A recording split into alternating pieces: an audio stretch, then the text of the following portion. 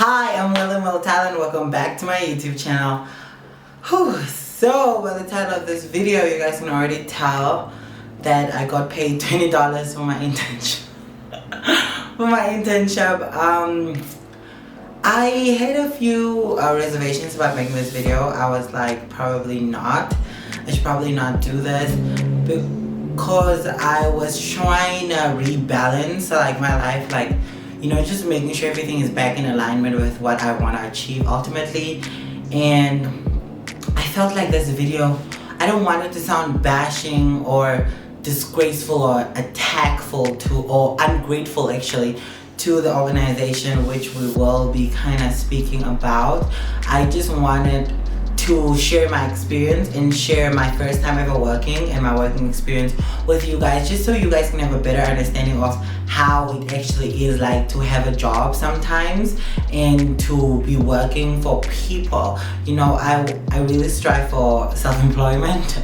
So that's why I've been doing this, because I believe that sometimes you don't really do well with authoritative figures and authoritative situations. So I feel like it's, you find what works for you and you do, I guess, that, you know. So this video is not a bashful video. It's not a video to talk bad about the company. I actually am very thankful for the opportunity I got. I learned a lot and I feel like I was given the opportunity to explore and become more true to myself and learn more about myself, learn about my strengths, my weaknesses, and just, you know, how to handle situations better and be the person that I know I can be. You know, I feel as if jobs are supposed to teach you something. My mom always said whatever situation you're in, it's supposed to teach you something and you're supposed to walk away with some knowledge from that thing. And I feel like I did do just that. You know, I walked away with that knowledge. So I want to just say thank you for the opportunity.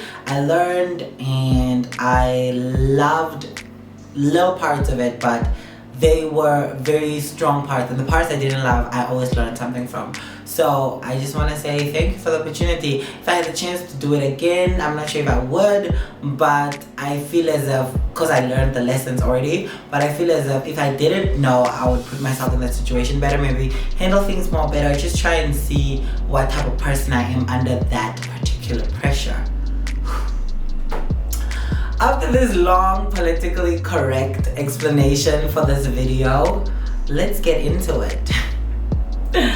Alright, so I started interning around 13th of November 2020 and last year, and I couldn't get internships for a long time. I was not actually applying because I needed it for my school, and I feel as if a lot was happening here last year and I was just like trying to figure out like where my life was heading and trying to rebalance. So I was really not like applying for anything, and time flew by incredibly fast. So we were like in October and the second semester was starting, and I was like, damn, I gotta do this now. So I registered for the course that I was supposed to do that semester, which is Work Integrated Learning, the WELL course. And then I started applying for jobs, and I landed a few interviews, but the one that I wanted, I landed in November. So then I was like, good, but it's a very small company, not more than 20 people to be honest. Fixed and non-fixed employees would be ranging from 15 to 16 people, but the people that were in the day-to-day office life would be like 8 to 9 people, including me. So I'd say I'd be the 10th member, or sometimes it would just be 8, 9 people that were in day-to-day operations, including myself.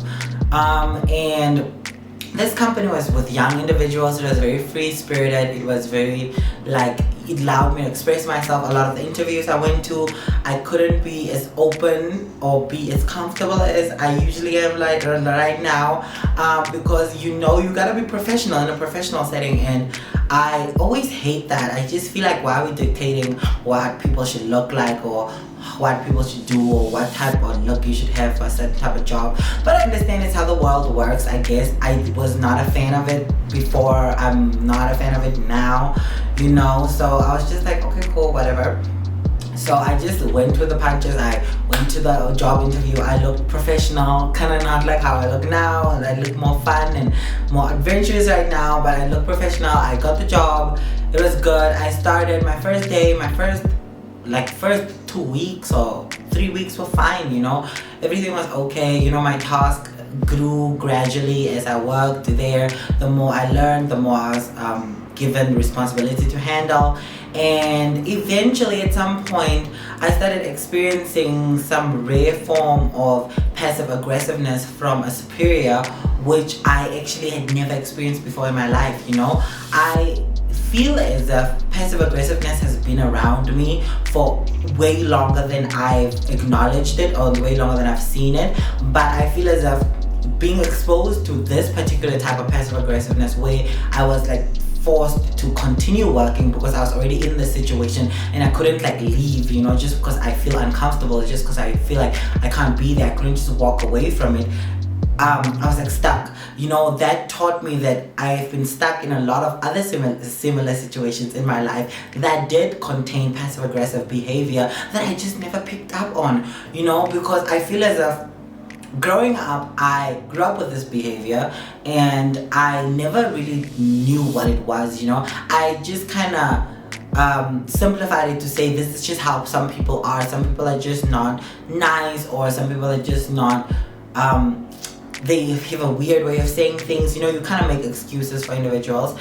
So when I started learning that this is not okay was way at the end of the whole internship situation. I started learning that I don't think that this is right, but I kind of felt it the whole time, you know, because I was not sure. I was very uncertain working there. A lot of the times I was uncertain about my position, my capabilities. I felt undermined. I felt, you know, not respected, not seen, but I felt also at the same time empowered. So it was like this whole, like, because there were times I would do good, like it was coming from different individuals. So one individual is like trying to put me down, and another individual builds me up, telling me how good I am, how amazing I am. So I didn't know who I was, you know, in the company. I didn't know if I was good or if I was like bad, or if I was bad at my job or good at my job, or if I was learning or growing or becoming a better person or not, you know. It was contradictory. So I felt like it was the first time I experienced that. And it started so small and gradual, it grew gradually.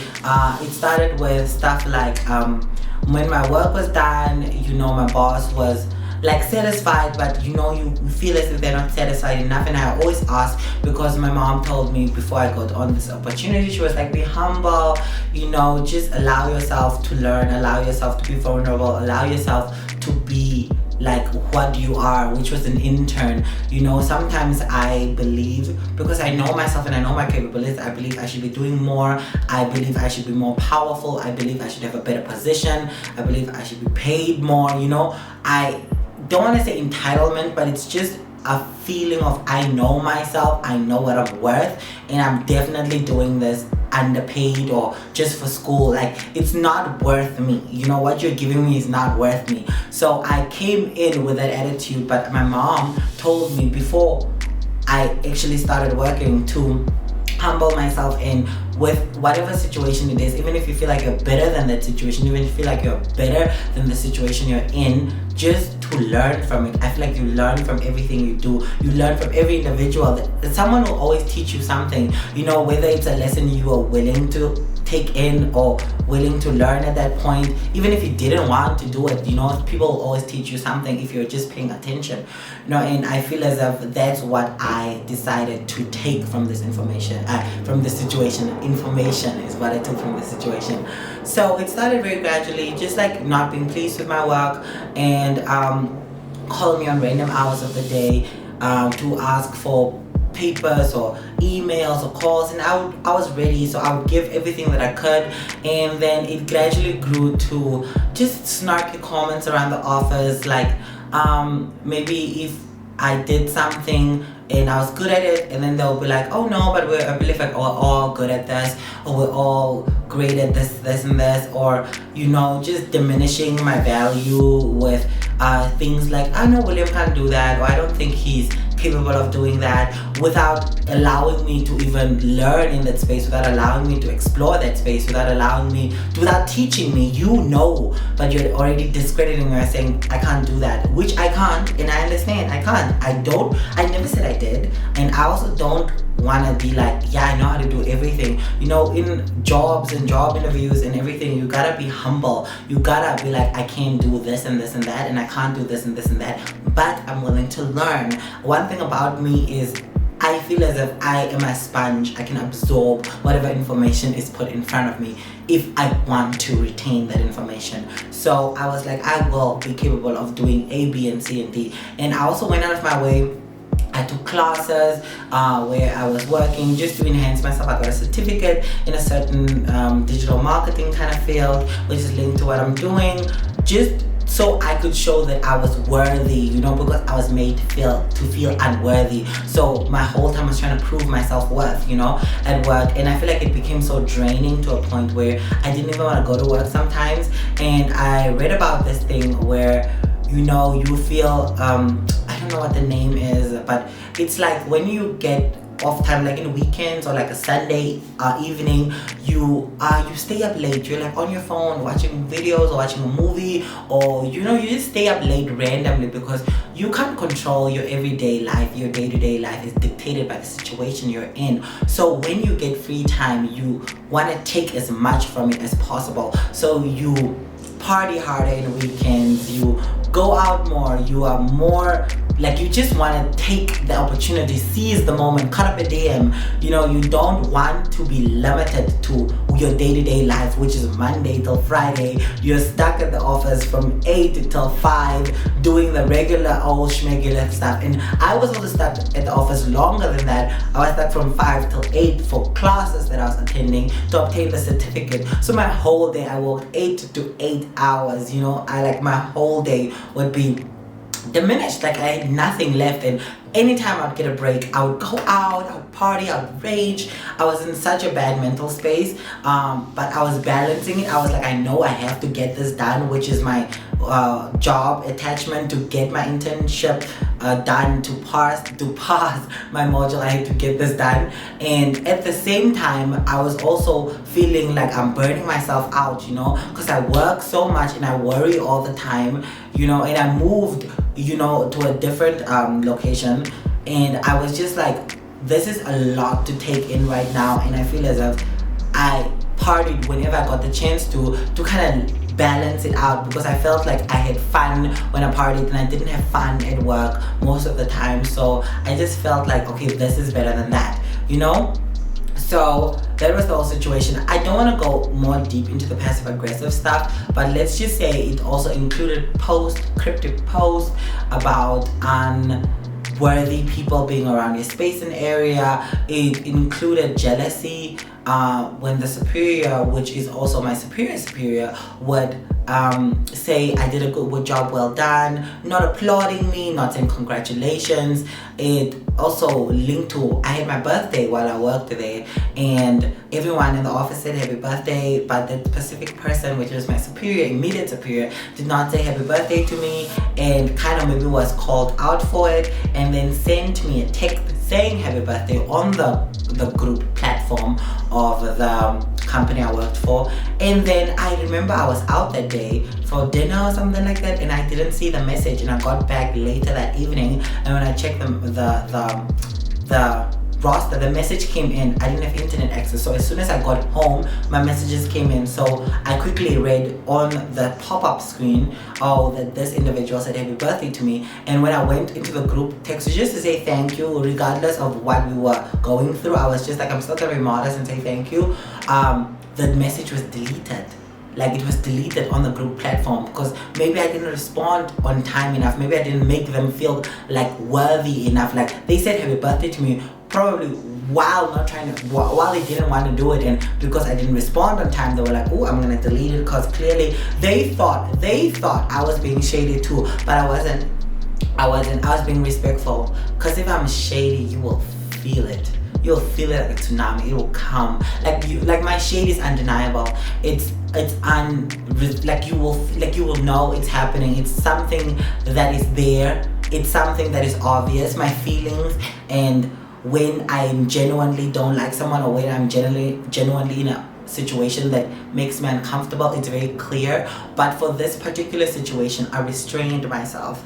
I decided to teach myself how to be humble, how to be patient, how to not be aggressive or not say what I think all the time because I felt like it was not necessary. So it taught me a lot about self-withdrawal, about listening before answering, and listening to hear what the person is saying and not just to answer. But sometimes we listen to argue. You're like, okay, what are you saying? Oh, okay, yeah. And then you take a part that I have a friend that when we argue, I would say a lot of facts and a lot of good stuff, like stuff that makes sense, and I would say something like the randomest thing, like what you'll pick up from that whole monologue I just gave about why I was angry about A, B, and C is the most insignificant thing. So for example, I'll be like, I don't like how you don't spend time with me, you're always busy, and I always make time when it comes to you, and this and this and this and this. And then I'll be like, but then that's why I started hanging out with other people, because I felt like maybe I couldn't wait for you,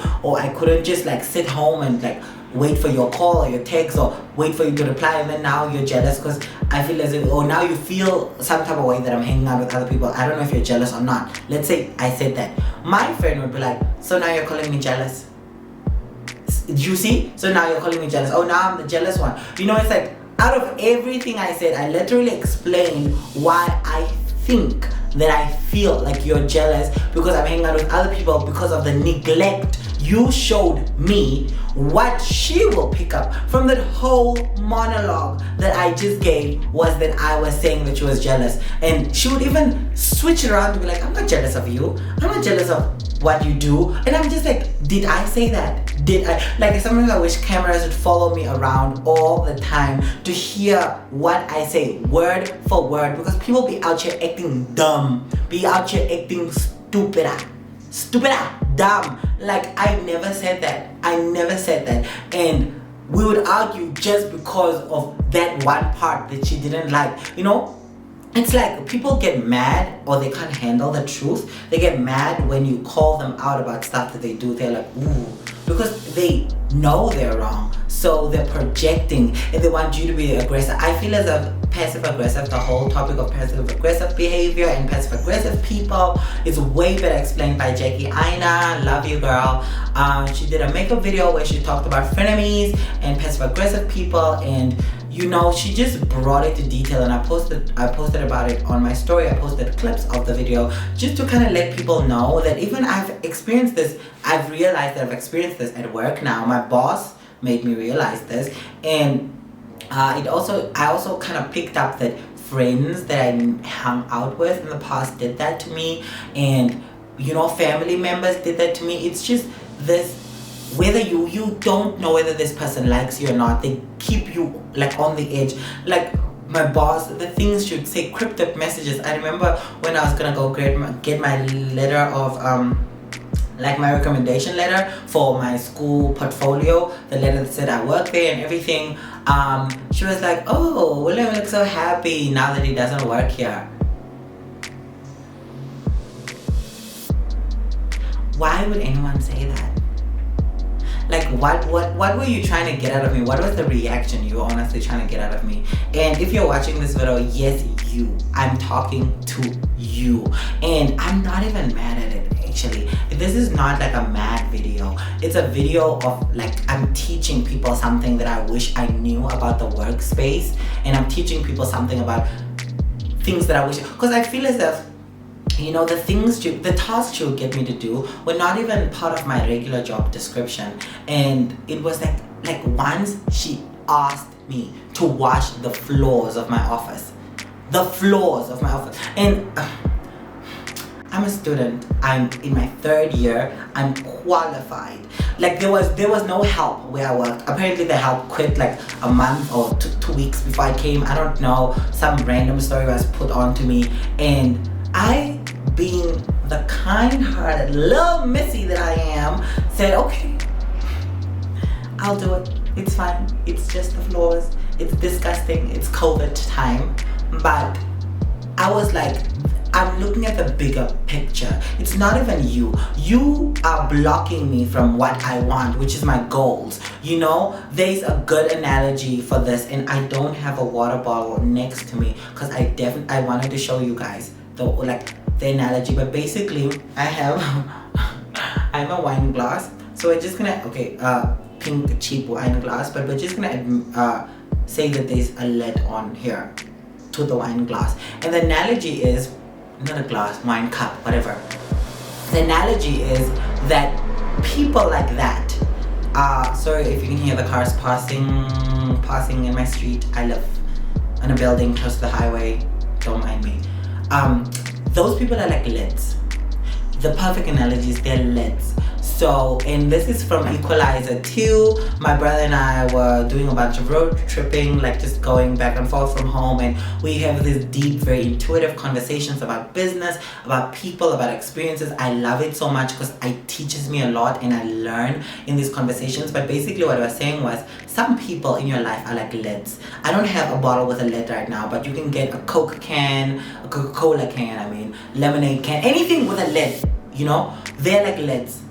They are preventing you from what you want, which is in the container. So let's say there was juice in this container or wine in this container. They are the lid. They're preventing you from what is in the container. You can't drink something with a lid on, you know? But they're easily removable and they're easily replaceable. But they don't know that. They believe they hold the power to what you want. And they're just moving like they're a pawn in your chess game. They're not even the queen or the king. They're nothing important. They're easily, this is a lid, I'm removing it, removable. I got what I wanted, and they're easily replaceable. This was the lid, symbolically. I got another lid to do the exact same thing that you did. So, check that. Check that. A lot of people are lids in your life. Call them what they are. See them for what they are. So I didn't even react. It didn't give you that satisfaction, baby. I didn't even react. I stayed calm. When she said that, she did a lot of things along those lines, but I'm not gonna go into it because this is not a her video, it's a me video. So she did a lot of stuff like that, but I didn't react. I remember I giggled and I said, yeah, I am. Because I was. And I saw her new minion, her new intern, you know, the new little, you know, that kind of replaced me. But I feel as if maybe I didn't jump to the caliber you wanted me to. Some people want you to I missed the part of the story, but I'm getting back there. Some people want you. There's a difference. We're work colleagues. I'm not your slave. You know, just because you're very uncomfortable in your personal life, or you're very unsatisfied, or you don't feel fulfilled, and I don't know what your reason is for hating on me, and I generally don't care because that's a you problem, not a me problem.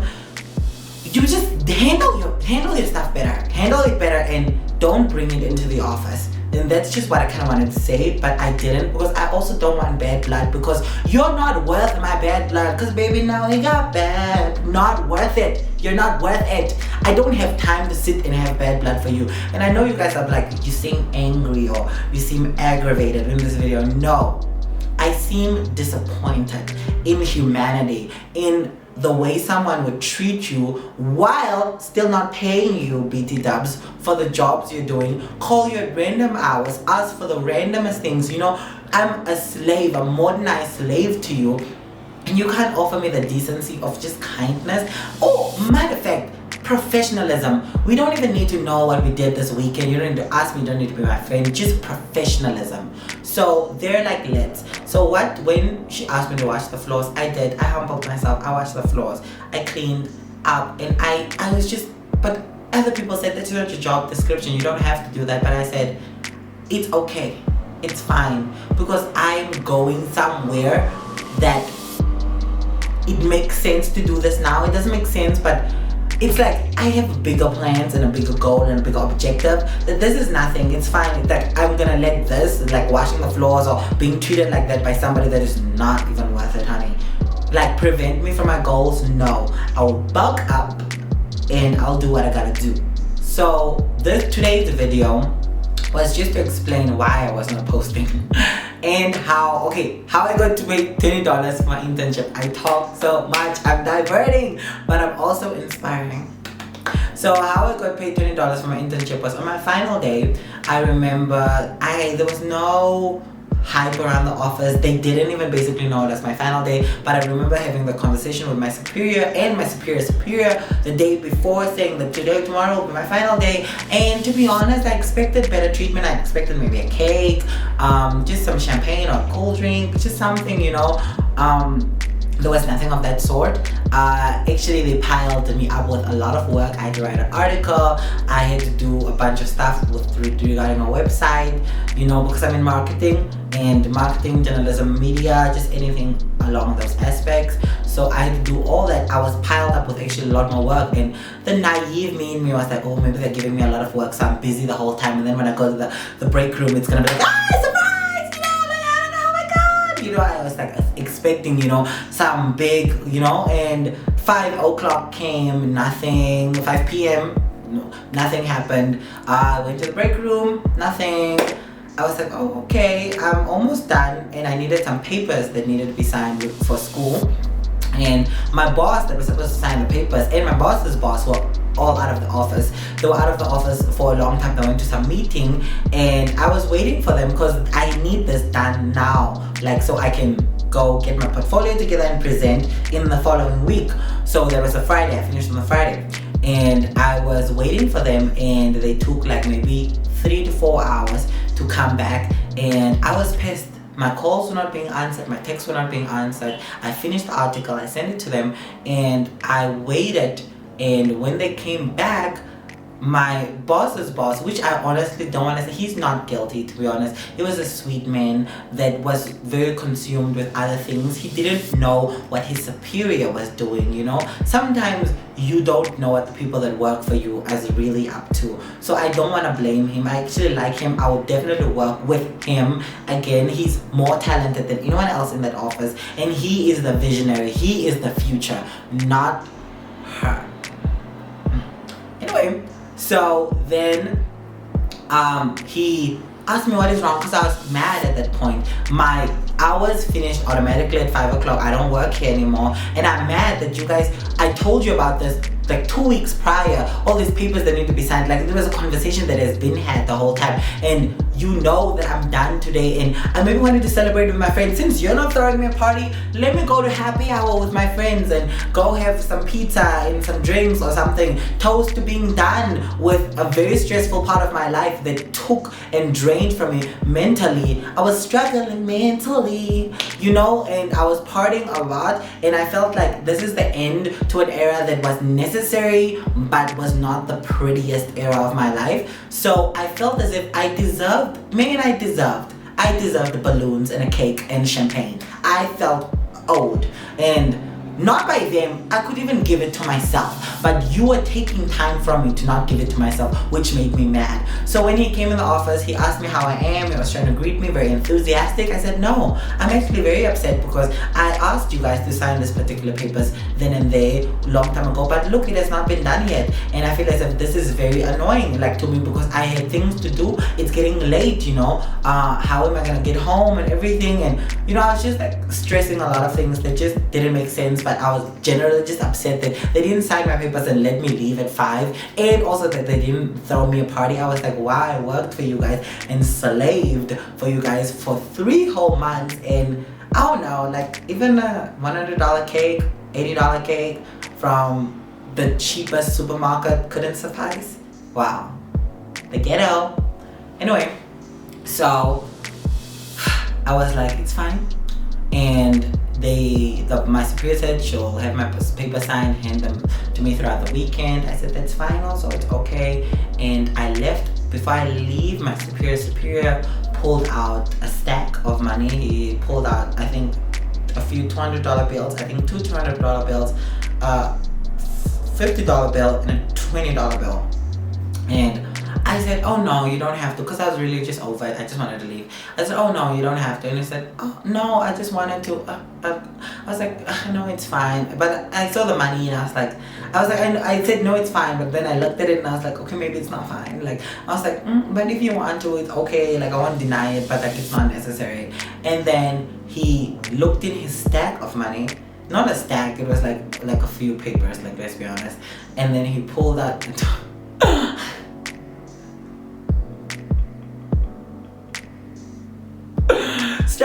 mentally, he pulled out a $20. Okay, thank you. I was appreciative and I took it, and I was about to take a cab, but I was like, let me walk a little and just think about it, because the one thing, if you know me, I'm a thinker. So I was walking to get a cab, and then I just decided, because I don't actually even live far from my workplace, I was like, hey, what the heck, I might as well just walk home and just like kind of dissect this whole situation and be like, what the hell was I involved in? Okay. Sorry, I just moved to the back a little. So then I just walked home, and I got home, and I don't know what I did with the money. I don't know what I did with the money, but I just felt so happy that I didn't have to go back on Monday or Tuesday. I was like, it was such a sigh. It was such a feeling of relief that I've not really experienced. I was like, wow, this is just so calming to me. And the next day, he texted me saying thank you for your help and your work and everything, and he sent me like an e-wallet, which is kind of like a cash app or just like money, of $200. So in total, my internship paid me $220, and I don't want to sound like entitled or like mad disrespectful or like not appreciative, because I did say I will work for free because it was short notice and I really needed it for school. I did say I would work for free, but I just honestly, I would have not mind if they used that money they gave me to just like make me feel a little bit part of the team by buying a cake and just saying goodbye to me in a better fashion. It would have probably been cheaper, and they keep the change, and then I leave, because I signed up for this without expecting money, so I didn't necessarily expect money. But I felt like the $20 and the $200 was honestly degrading in some sense, because first of all, I didn't need it. I was good. And second of all, I just felt like it was out of guilt and not out of your job was a good job or good thing. And I don't know. I just really, it really kind of made me feel a certain type of way. Like I really was not feeling it or myself for a while, and I'm in a way better place now. It's been finished in March. April is past. I'm in May now. I'm filming this on the 7th of May, I believe. 7th of May.